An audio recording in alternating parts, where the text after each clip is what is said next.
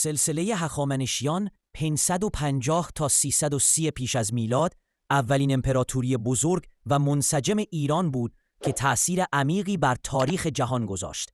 این حکومت با رهبری کوروش بزرگ بنیانگذار آسیا بنیان شد و با فتوح نهاده شد. از آسیای صغیر تا هند را در بر گرفت. کوروش پادشاهی خردمند و مدبر با شکست مادها، لیدی و بابل حکومتی قدرتمند ایجاد کرد که بر پایه احترام به فرهنگ‌ها و ادیان مختلف بنا شد. منشور کوروش که به آزادی مذاکره و مذاهب و حقوق آزادی اشاره دارد، یکی از ارزشمندترین اسناد بجامانده از این دوران است. پس از کوروش، فرزندش کمبوجی دوم مصر را فتح کرد و قلمرو امپراتوری را گسترش داد. اما پس از مرگ او، بحران‌های داخلی به وجود آمد تا اینکه داریوش بزرگ با سرکوب شورش‌ها قدرت را به دست گرفت و اصلاحات را اجرا کرد.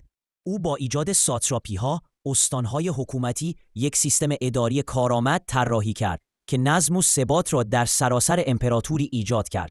همچنین راه شاهی را برای تجارت و ارتباطات ساخت و اولین سیستم پستی جهان را پایه‌ریزی کرد.